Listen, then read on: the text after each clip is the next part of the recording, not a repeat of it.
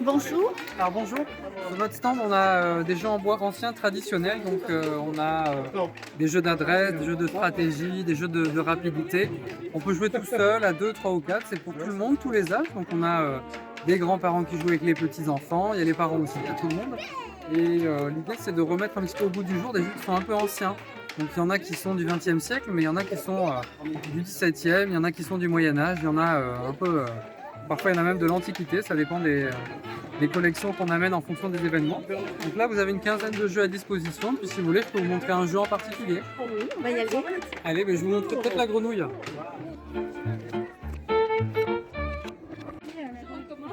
Donc la grenouille, ça tombe bien, d'habitude, il y a toujours du monde, là, il n'y a personne, donc c'est super. On a 3 palets et on a devant nous un jeu avec une grenouille au milieu. On va lancer les palets en essayant de faire tomber dans les trous. Et en fonction du trou où ça tombe, donc là j'en ai mis aucun, on gagne des points. Pardon. Ah, on gagne quand on met pas. Non, on gagne quand on met, donc là j'ai perdu. C'est celui qui fait le plus de points qui a gagné. Donc, vous voyez, c'est un jeu qui date du XVIIe siècle, il y en avait pas mal dans plein d'endroits en France. On n'a rien inventé. Et, voilà, bah, si j'arrive à le mettre dans la bouche de la grenouille, je marque 2000 points. Ouais, c'est ça, donc là j'ai marqué 10 points. Ah non, c'est bon. Ah, j'étais pas loin, mais non. Ensuite, expliquez-moi. Donc là on a un jeu qui se joue à 2, chacun commence avec 5 palets de chaque côté. Et l'objectif c'est le plus rapidement possible d'envoyer tous ces palets de l'autre côté. On prend appui sur la corde et donc on envoie rapidement les palets en face et celui qui n'en a plus va gagner.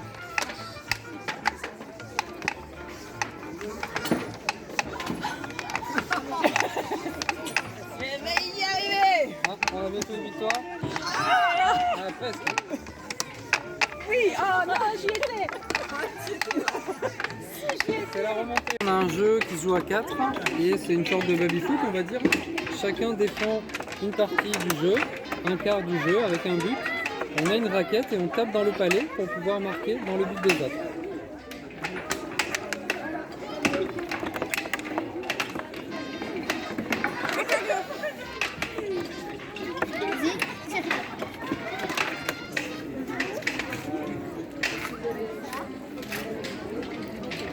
Alors, donc là on a un jeu de triche, je regarde la règle, qui date du XVIIIe siècle d'Allemagne et des Pays-Bas, donc le Birinique. Vous avez des quilles au milieu, une boule, et en fait l'objectif ça va être un peu comme du bowling, ça va être de faire tomber le maximum de quilles possible en 3 coups seulement. ah, Donc on lance pas, hein, on laisse tomber la...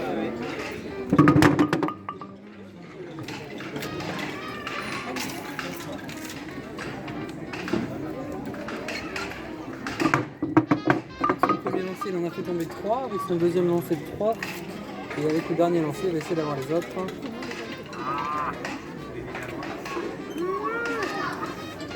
Donc ça fait 6 coups. alors là, ça s'appelle comment? Alors la boule a roulé, on met la boule tout au fond, on écarte les barres, et avec l'élan, on essaie de l'envoyer le plus près possible du centre. Donc là, il a fait 50 coups. Donc on écarte, on referme tout doucement et en gérant bien l'élan de départ, on essaie de l'envoyer le plus loin possible. 90, encore mieux. C'est super 90. Donc là, on a appelé ce jeu le foot magnétique. Vous avez des aimants sous le jeu qui permettent de déplacer les joueurs au-dessus du jeu. Donc chaque participant a 2 joueurs et avec ces 2 pions, il essaye de marquer des buts de l'autre côté. Non.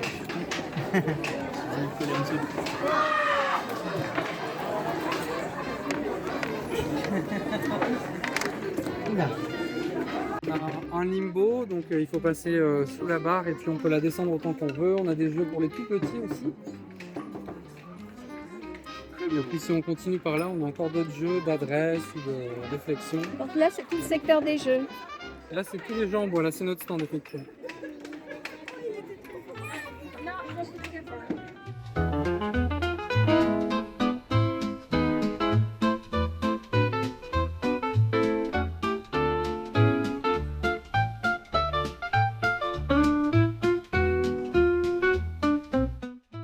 Des fers à dorer, exactement, oui.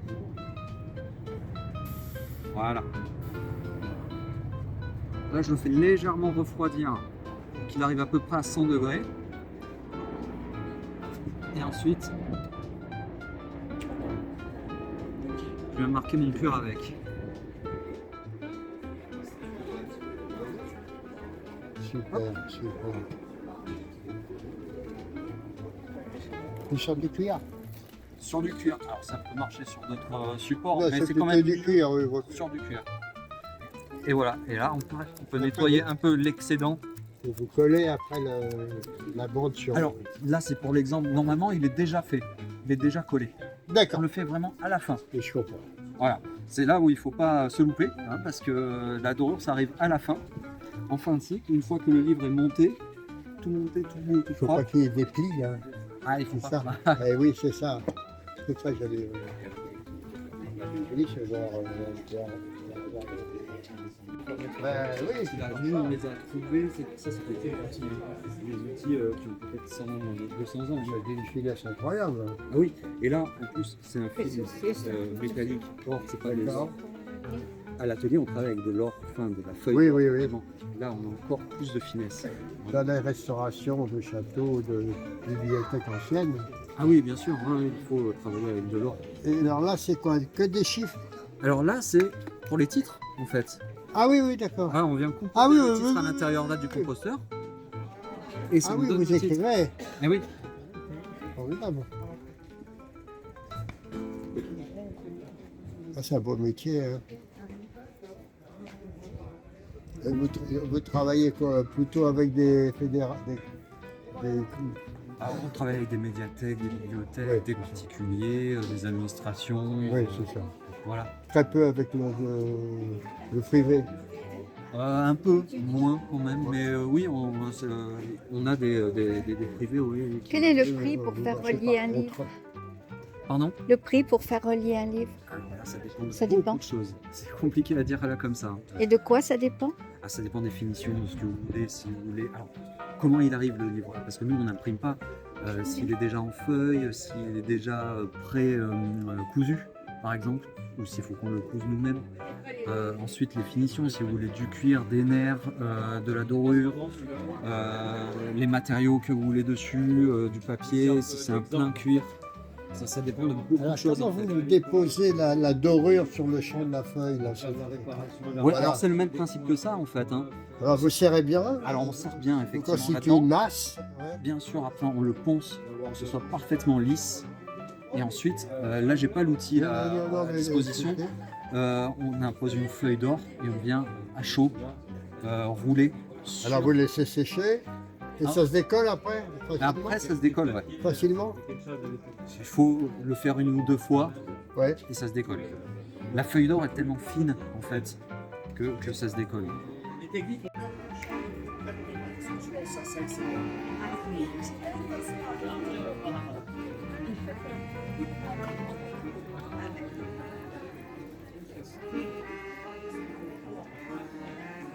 Alors bonjour, Monsieur Palanque, Gérard. Dites-moi un petit peu ce que vous faites là, tout ce que vous faites. Moi, j'ai repris l'affaire familiale il y a une vingtaine d'années et on a toujours fait le craquelin depuis un siècle, pratiquement, il y a 2 ans. Donc c'est vous et c'est pas la personne d'en face. Exactement. On est installé sur Vanspa, à la Colle-sur-Loup. Et donc le craquelin, Brioche aux amandes caramélisées avec un fond feuilleté, caramel et un appareil à macarons sur le dessus et des amandes. et c'est bon. Et c'est bon et on n'a pas changé la recette depuis quelques années. C'est-à-dire combien d'années? Depuis l'âge de mon grand-père. Donc aujourd'hui, il aurait 102 ans, un peu plus. Il est né en 1902. Donc, En deux. ça fait que le... Ah ouais, il aurait 125 ans. Ouais, Ouais. 125. 123 ans. Voilà. Voilà, voilà. Et vous faites pas que ça alors, je Non, vois. on fait des tuiles, on Vous fait faites des un très bon pâtisseries, pain. on fait du traiteur, on fait du pain. Un très bon pain. Je fais faire la queue à mon mari pour qu'il aille l'acheter chez Et vous. ça, c'était le produit phare en fait, de la pâtisserie. C'est ça qui nous a fait connaître ce principe. Ça, ce sont des... Non, ça, c'est des petits cookies. Oui. C'est des cookies. Fait maison aussi. Oui, oui, tout fait maison. Tout est fait maison. Ouais, ouais, tout fait maison. Les tuiles, fait maison, les À côté, confitures. c'est quoi? C'est de la paille? Pareil. Oui, oui, c'est de la paille. Merci. On fait un peu de confiserie aussi. Notre base du métier, c'était... mon grand-père a fait son apprentissage chez OR à Nice. Je sais pas si vous voyez. Voilà. A eu près du... dans Dionis. Dans le Dionis. C'était c'était ça. Les clients de mon grand-père, c'était Marcel Pagnol, Matisse, Dubuffet, par exemple. Voilà, des artistes locaux. Mhm. Et mon grand-père devait jouer la femme du boulanger dans le film de Marcel Pagnol. Ça devait être lui parce que c'était un ami à Marcel Pagnol. Pagnol. Et il était comédien? Tout à fait, mieux que moi en tout cas. Écoutez, merci beaucoup. Merci à vous. Et on continuera à aller acheter du cracker. Regardez, madame, elle se pose. Mais bien sûr. Voilà. Aujourd'hui, là, dans la zone. Alors.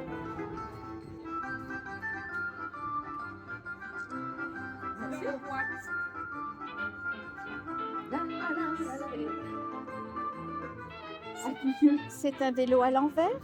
C'est deux vélos. Deux fourches de vélos, on va dire. Oui. Pas toujours facile à suivre. Hein. C'est pas toujours facile à suivre. La façon dont ça s'imprègne l'un dans l'autre. C'est la monocyclette. Véhicule unique. C'est exceptionnel.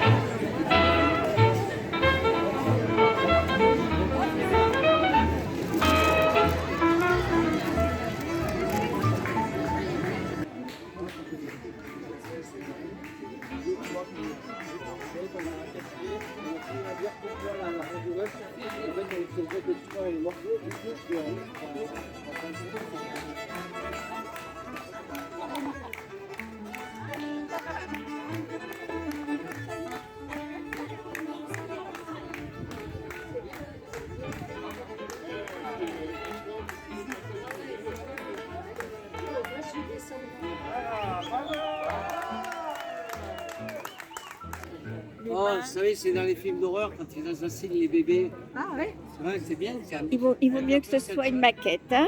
fait des miracles. Bon, mais c'est vrai qu'ils ont fait des faits au cinéma, ils en sont fait ressemblants. Ils sont obligés. Bon, c'est là. Le petit. Il faut dire, là j'aurais mis entre 17 et 20 heures pour le faire. Mais ça, cette surface-là, il faut 10 heures. Pour quelqu'un d'habitué.